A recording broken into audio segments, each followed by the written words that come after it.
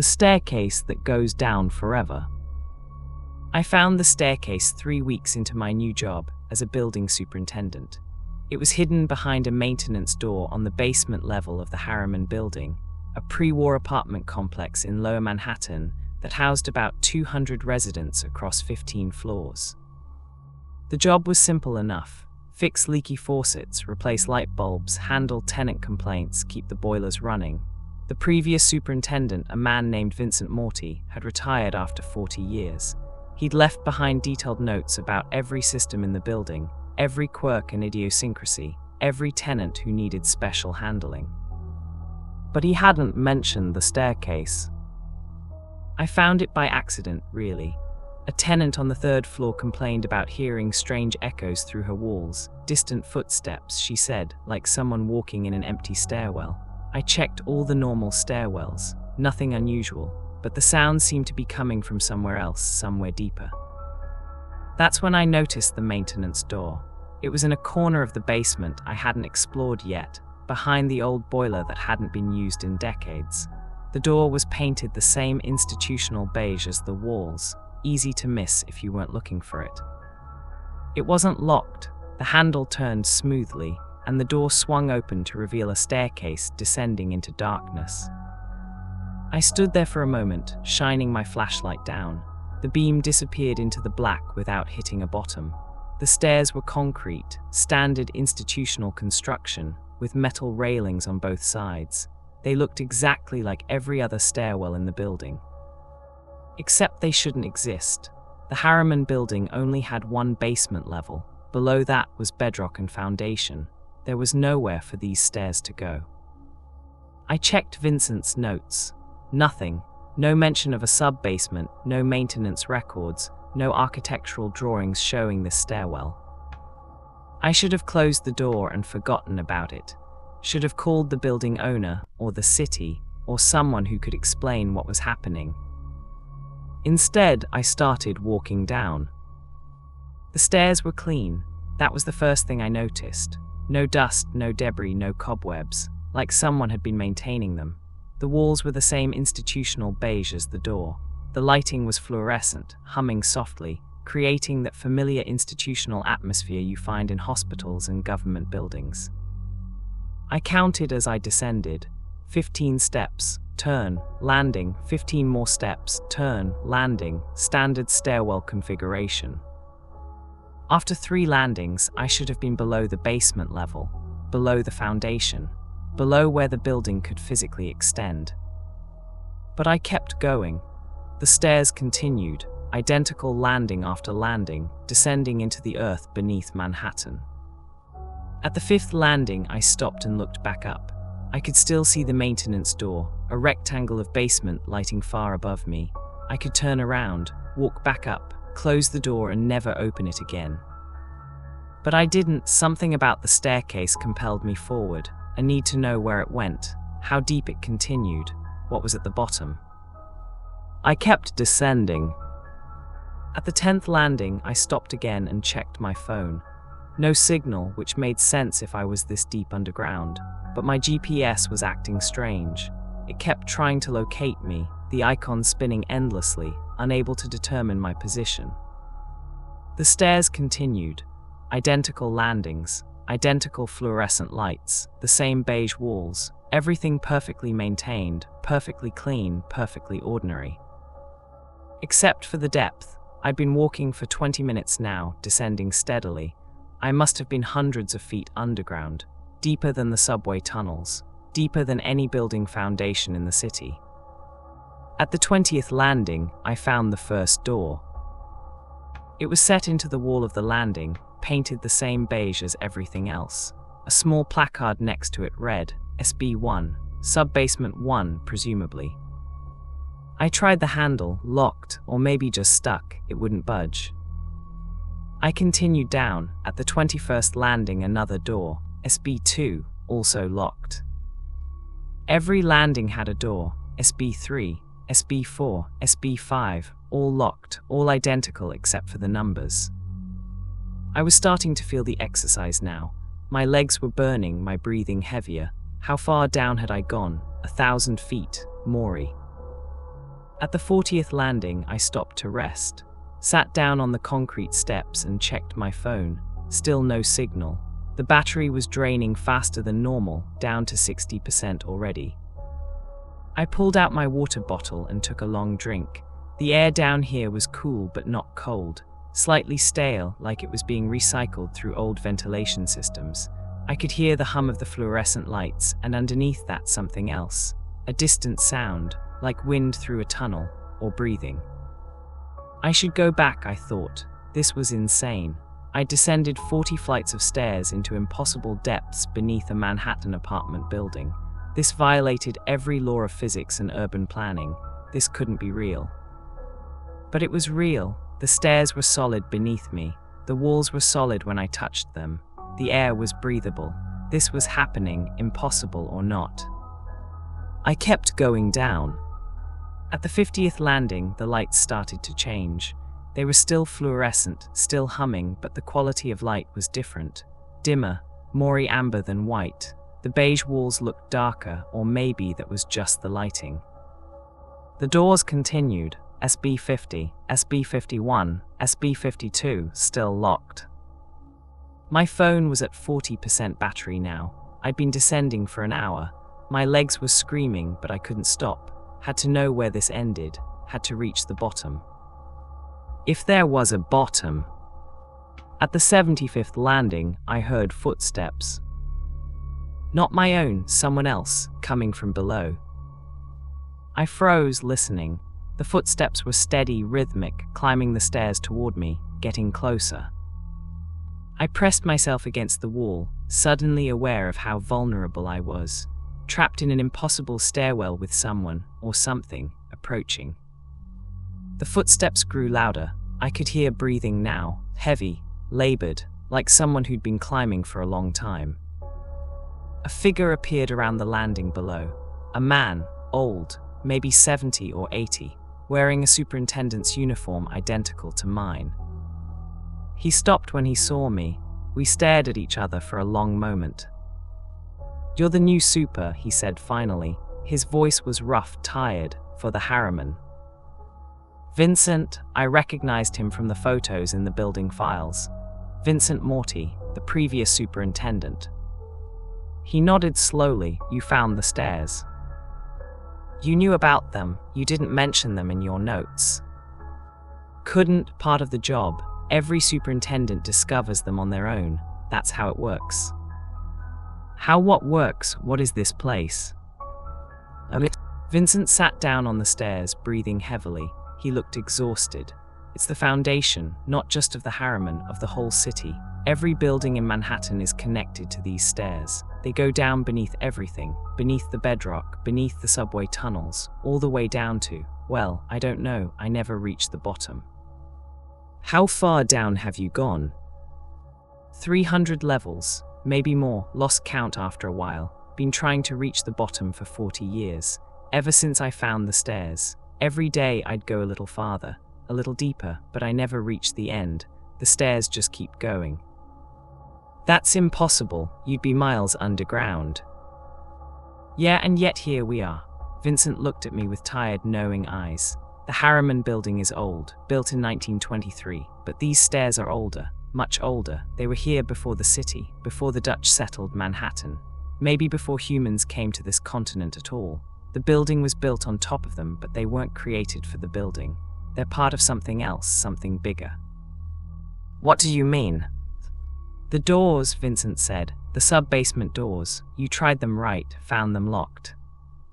I nodded. "They're not locked, not exactly. They're just waiting for the right person, the right key. I spent 40 years trying different doors, different levels, trying to find one that would open. Never did, but I heard things behind some of them. Sounds, voices, movement. There are spaces behind those doors. Whole levels, whole worlds maybe, I don't know, never got inside to see." "This is insane."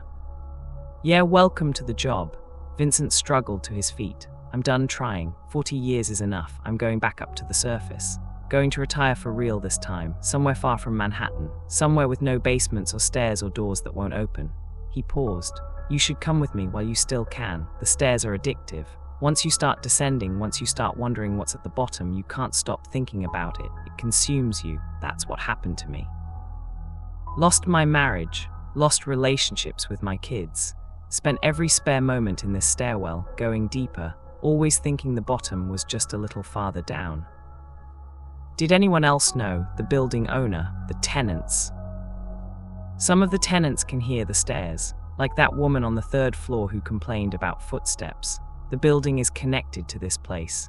Sound bleeds through sometimes, echoes from the depths, but most people never notice. And the ones who do, they just think it's pipes or the building settling.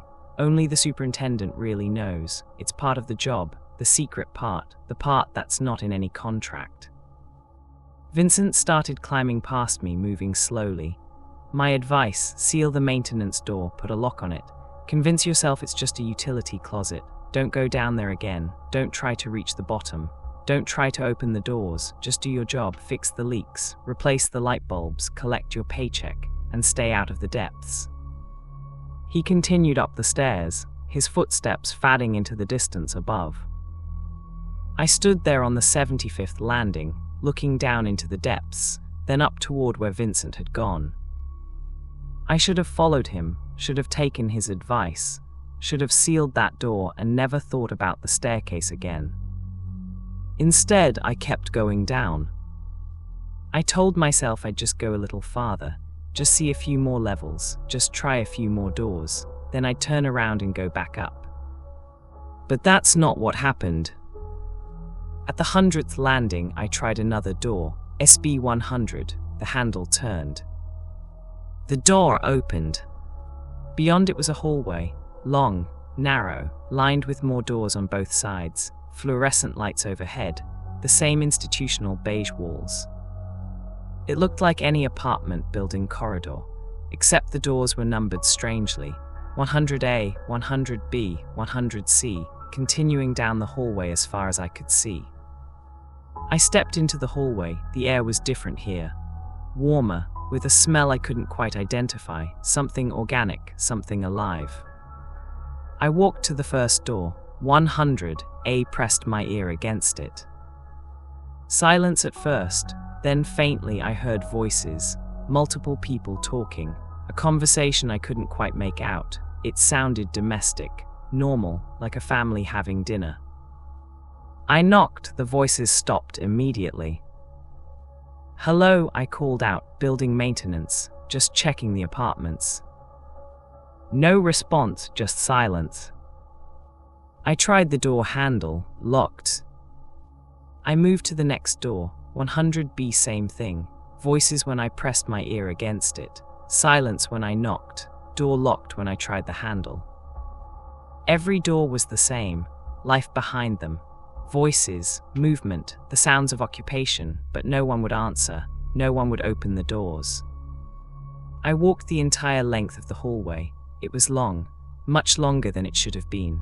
By my count, there were over 50 doors on each side, over 100 apartments on this level alone. But the Harriman building only had 15 floors above ground, maybe 30 apartments total. Where did all these other apartments go? Who lived in them? At the end of the hallway was another stairwell, a continuation of the main stairs, leading down to level 101 and beyond. I should have gone back, should have returned to the surface, but I didn't. I went down to level 101 and tried that door. It opened too. Another hallway, more doors, more voices behind locked entrances, more impossible apartments in a building that shouldn't extend this deep. Level 102, same thing. Level 103, same thing. I started keeping notes on my phone, documenting each level, each hallway, each door, the sounds I heard, the strange details I noticed. Level 110, all the doors on this level had names written on them in marker, not apartment numbers. Names, the Hendersons, the Chens, the Kowalskis, family names. Level 115, the hallway curved. Impossible in a normal building, but here, the corridor bent in a gentle arc, following some deeper geometry. Level 120, the doors were different colors here, red, blue, green, yellow, like a kindergarten. Behind them I heard children's voices, playing, laughing, crying. Level 125. The hallway split into 3 directions. I chose the middle path arbitrarily. Level 130. The fluorescent lights flickered. Behind one door I heard what sounded like a party. Music, laughter, glasses clinking. I knocked. The sound stopped. When I tried the door, it was locked. My phone was at 15% battery. I'd been in the stairwell for 4 hours. My legs were numb. My water bottle was empty. I was exhausted, hungry, and losing track of which direction led back to the surface. But I kept going down. Because I'd realized something. The sounds behind the doors weren't random. They were following a pattern, a progression. The higher levels had sounded domestic, normal. Family dinners, children playing, ordinary life. But as I descended, the sounds changed, became stranger, less familiar. Level 140. Behind the doors I heard machinery, industrial sounds, like factories operating.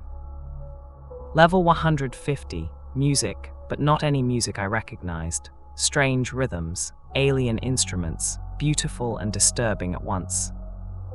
Level 160. Language I didn't understand. Conversations in words that didn't sound human. Phonemes that my mouth couldn't have formed. Level 170. Silence. Every door on this level was completely silent, but I could sense something behind them. A presence, a watchfulness, like the apartments were occupied by things that didn't make sound. My phone died at level 175. The screen went black, and I was left with just the fluorescent lights overhead and my own tired breathing.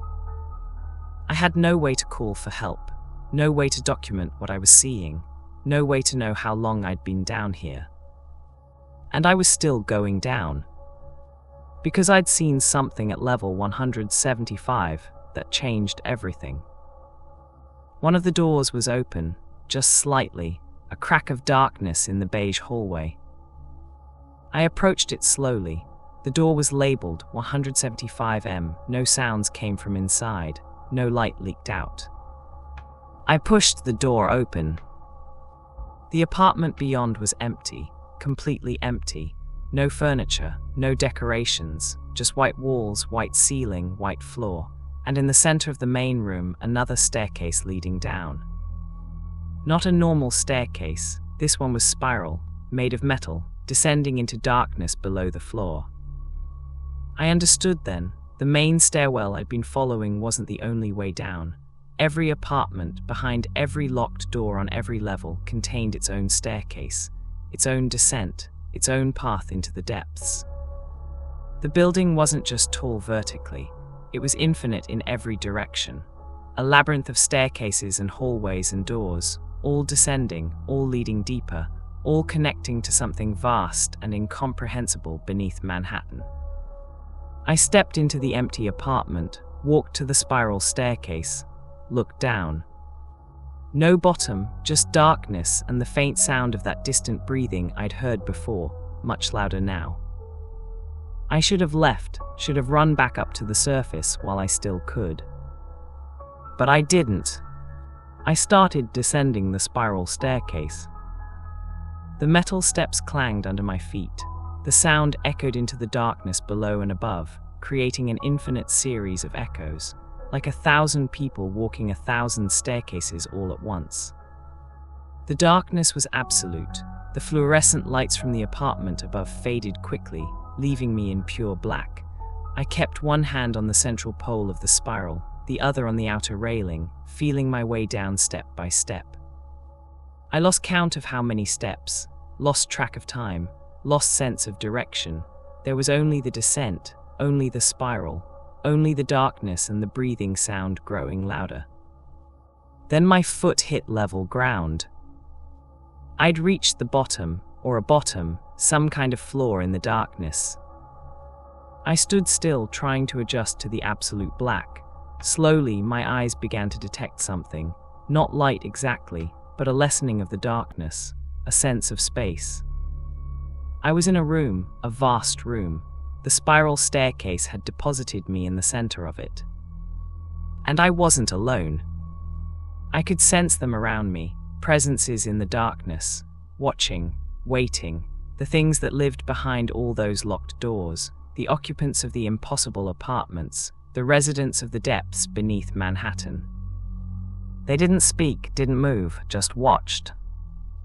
And I understood this was the bottom, the foundation, not just of the Harriman building but of everything above, the city, the island, the world maybe. These things in the darkness, they were holding it all up, bearing the weight of reality on their backs. They'd been here forever, would be here forever, maintaining the foundation that allowed the surface world to exist. And they needed superintendents, people to maintain the stairs, to keep the doors locked, to prevent the surface world from discovering what lay beneath, to ensure that the separation between the depths and the heights remained intact. Vincent had tried for 40 years and never made it this deep, but I had, in a single day of descent. Which meant I was chosen, selected, marked for this purpose. One of the presences moved toward me. I couldn't see it, but I could feel it. Something vast, something old, something that existed in more dimensions than my mind could process. It didn't speak in words, but I understood its message anyway. I was the superintendent now, not just of the Harriman building, but of all of this. The stairs, the doors, the depths. It was my job to maintain the foundation, to keep the surface world separate from what lay beneath. I could refuse, could try to run back up the stairs, but I'd never make it. The staircase was infinite, going up as well as down. I could climb forever and never reach the surface. The only way out was to accept. So I did. I don't know how long I've been down here. Time doesn't work the same in the depths. Sometimes it feels like days, sometimes like years, sometimes like no time has passed at all. I maintain the stairs, walk the levels, check the doors, make sure they stay locked, make sure the residents of the depths stay in their apartments, make sure the breathing sound stays distant and low, make sure the foundation holds. Sometimes I encounter other superintendents, people like Vincent who descended too far and couldn't find their way back. We nod to each other in passing, exchange brief words about maintenance issues on our respective levels, then continue our endless rounds. Sometimes I find new staircases, new apartments, new doors leading even deeper. The foundation extends farther than I can explore in a lifetime, farther than makes sense for a single building or a single city or a single world. I tried to go back up once, made it to level 100, opened the door to the main stairwell, started climbing toward the surface. But the stairs had changed. The landings went on forever. I climbed for what felt like days, but the maintenance door never appeared. The exit to the Harriman building's basement never materialized. There was only more stairs, more landings, more doors I couldn't open.